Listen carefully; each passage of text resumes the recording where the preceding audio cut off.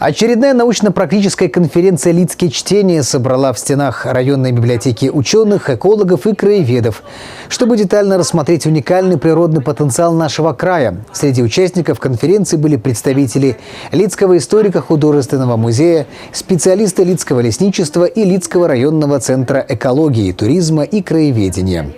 В центре внимания оказались не только теоретические особенности природы региона, но и проекты по сохранению и рациональному использованию его ресурсов. Лідскія землі заўсёды вылучаліся сваёй унікальнай разнастайнасцю прыродных ландшафтаў, багаццем расліннага і жывёльнага свету, асаблівасцямі, якія ствараюць непаўторны прыродны комплекс менавіта Лідчыны. Прысутныя таксама даведаліся пра розныя віды раслін, жывёл, якія ёсць у біялагічным заказніку рэспубліканскага значэння дакудаўскі, а таксама пра унікальны батанічны аб'ект парк Гарні, які мае не толькі навуковае, але гістарычнае і эколага-адсветніцкае значэнне. Даведаліся на канферэнцыі і пра першого батаніка Беларусі, пра феномены зімы і вясны ў творчасці рускамоўных паэтаў Лідскага краю.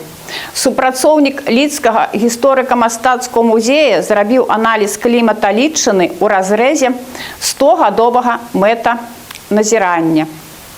Лідскі раённы цэнтр экалогіі, турызму і краязнаўства прадставіў на канферэнцыі экспазіцыю лекавых раслін.